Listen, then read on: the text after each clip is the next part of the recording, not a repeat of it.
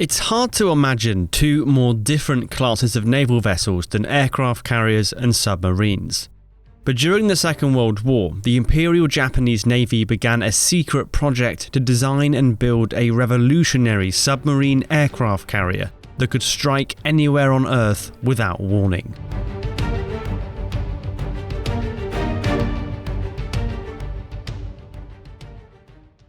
The idea of putting aircraft on a submarine was actually not new during World War II. The first experiments dated back to the First World War, with Germany experimenting with mounting a seaplane on the deck of the submarine U-12, which would then be launched by submerging the boat from beneath it. This was found to be unworkable, however, as the submarine could not submerge while the aircraft was in place, leaving it highly vulnerable to attack travelling to and from its home port. The British also experimented with aircraft on submarines around the same time, and in 1927 took the concept a step further, fitting a hangar to HMS M2 as part of the pressure hull and installing a hydraulic catapult on the bow. This was a neat idea, but after M2 sank in mysterious circumstances with all hands in 1932, the British abandoned the idea of aircraft carrying submarines as too complex and too risky. Others, however, pressed on. In 1934, the French commissioned the Surcouf, a massive 4,300-ton cruiser submarine that not only had a hangar and scout aircraft, but featured two 8-inch guns in a turret on the bow. The Japanese as well ran with the concept, leading hard into the idea of launching aircraft from submarines, both for reconnaissance and the odd bombing mission. A succession of different designs were brought into service through the 1930s, each one iterating and improving on the last. By the outbreak of the Pacific War, the IJN had 11 submarines equipped with catapults and aircraft, and dozens more were commissioned over the course of the war. These were used for a variety of reconnaissance missions, including over Pearl Harbor in the aftermath of the attack there. It was also an aircraft from I-25 that mounted the only bombing raid on the continental United States of the war, with incendiary bombs dropped on forests in Oregon with the unsuccessful intention of starting large wildfires. But what ties all of these examples of aircraft carrying submarines together is they all carried only one aircraft, and the primary focus for it was scouting, with the main offensive power of the submarine still coming from its torpedoes. But in early 1942, Japan began design work for a dramatically more powerful submarine aircraft carrier, the likes of which had never been built before. Ordered at the personal suggestion of Admiral Isoroku Yamamoto, this project was begun in the most utmost secrecy, and the design was so ambitious it took a year to even enter construction. It was an extraordinary vessel, and in Hearts of Iron 4's latest expansion, No Compromise, No Surrender, you can command your own fleet of submarine aircraft carriers. Hearts of Iron 4 is, in my opinion, the definitive grand strategy game about World War II, and their latest expansion is focusing on the Pacific War, giving you the power to rewrite that particular struggle from every side. There are new massive focus trees for Japan, nationalist and communist China, and the Philippines. And on top of this, you can shape your armed forces to the fighting style you need even more precisely than before, with an updated system for military doctrines. And yes, new naval special projects have been added, including the ability to research and develop your own submarine aircraft carrier. Oh, and did I mention that the game is also free to play from November 20th to November 24th? If you haven't before, I highly recommend you use the link in the description to give Hoi a try. I've played a few hours of it now, and I reckon I might have just got to grips with the basics. Anyway, the first thing to note about the I-400 is that it was absolutely gigantic. At 5,300 tons when submerged, it was more than twice the displacement of the American Gato class, and it even dwarfed the old French Surcouf cruiser submarine. It was the biggest submarine ever made and would remain so until the first nuclear submarines were commissioned. I-400's enormous heft was for good reason though. It allowed the boat to include a large hangar deck capable of accommodating 3 Aichi M6A1 Seiran seaplanes, which could each carry a torpedo or bomb load of 800 kilograms.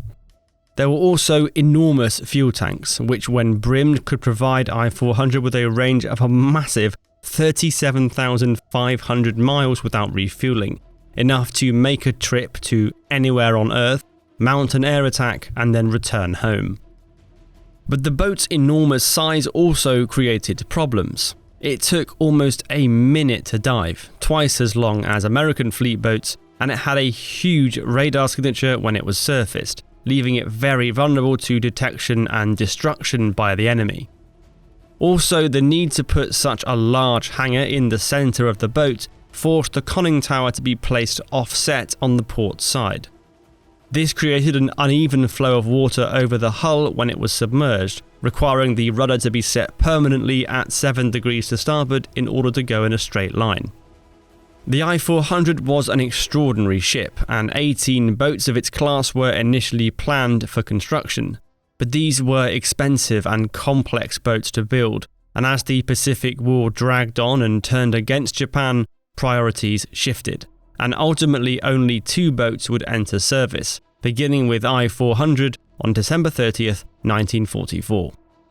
By this time, the war situation was very bad for Japan, and the submarine branch was keen to put its new mega-sub to good use. The target they were given was the Panama Canal, a critical supply link for the Americans between the Atlantic and Pacific Oceans. The submarine's aircraft were to hit the Gatun lock gates on the Atlantic side of the canal by launching from the coast of Ecuador and flying north over Colombia before turning west and then south to hit the lock gates with bombs and torpedoes and then return to the submarines. As soon as the I-400 and I-401 entered service, their crews began to train for the coming mission under the overall command of Captain Satsunosuke Arazumi. They worked hard under difficult conditions, dealing with intense US bombing and fuel shortages. But time was working against them as Japan's situation grew more desperate with each passing week. This lack of time created all sorts of problems since there was no time to complete the aircrew's training, and rather than spend more time trying to get inexperienced pilots to perfect the art of bombing the lock gates, the decision was taken that instead the raid on the Panama Canal would be a kamikaze attack, with each aircraft being flown directly into the lock gates with an 800-kilogram bomb strapped to it. At the start of June 1945, the submarines earmarked for the raid were gathered together at Nanao Wan, where bizarrely, despite the kamikaze directive, the pilots practiced attacking a wooden model of the lock gates, though without dropping any practice bombs on it, since the bomb release mechanism had been removed from each aircraft. But even as the pilots and crews practiced, their orders were suddenly changed. With Okinawa in American hands by the end of that month, the home islands themselves were now under direct threat, and the Naval High Command was now focused on the American Task Force 38 anchored at Ulithi Atoll. The target of Arazumi's aircraft was shifted, and they would now make a kamikaze attack on this American force, in Operation Arashi.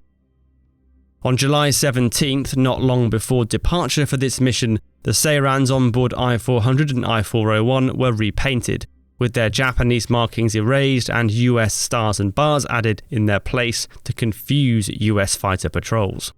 On July 23rd, the I-400 and 401 left Ominato Harbour and began their journey south, submerging by day and sailing in total radio silence to avoid detection by the omnipresent Allied air and sea forces. It was a long passage south, and by the time I-400 reached the rendezvous for the attack, all they could do was listen to a faint, static-filled broadcast of Emperor Hirohito announcing the end of the war. At 4 p.m. on August 15th, the Naval General Staff ordered all submarines formally to cease offensive actions and return to Japan at once. Commander Toshio Kusaka, I-400 skipper, obeyed this and sped for home as quickly as he could, while still submerging during the day to avoid detection. It was considered dishonourable to be captured by the Americans so far from home. But on August 26th, Kusaka was ordered to surface his boat and fly a triangular black flag, which meant, "We are ready to surrender." He was also told to disarm I-400, which was actually a great relief since it meant Kusaka could get rid of the 3 Seiran aircraft painted in US markings, which he did not want to get caught with by the Americans. The following day, as I-400 neared Japan, it was spotted from the air by 2 Grumman Avengers operating from the carrier USS Bennington. Initially, Kusaka ignored them and continued to press on, desperate to get home, despite being signalled by the aircraft to reverse course towards nearby US ships. Eventually, the aircraft flown by Lieutenant Robert Mahoney grew frustrated enough to buzz the submarine, flying low past it and shaking his fist at the crew. Finally, Kusaka relented and ordered the I-400 to turn around, and soon afterwards they met the destroyers Blue and Mansfield. It was the Blue that at 6 PM hauled I-400 to a stop and boarded her with a prize crew. The crew of the destroyer were astonished at the size of the submarine. At 376 feet, the destroyer was 30 feet shorter than the submarine and half its displacement. After the capture of I-400 and her sister boat, the 2 vessels ended up being taken to Pearl Harbor for detailed examination by the US Navy, which sought to learn whatever it could from the experimental and extraordinary submarines. And when in 1946 the Soviet Union asked for access to the boats to do the same, they promptly scuttled them both on June 4, 1946. It was the end for a remarkable class of submarine. After the end of World War II, the idea of aircraft carrying submarines died out, though the concept of a submarine being able to strike ground targets from the deep with surprise has lived on in the form of ballistic and cruise missile submarines. Perhaps I-400 was just ahead of its time.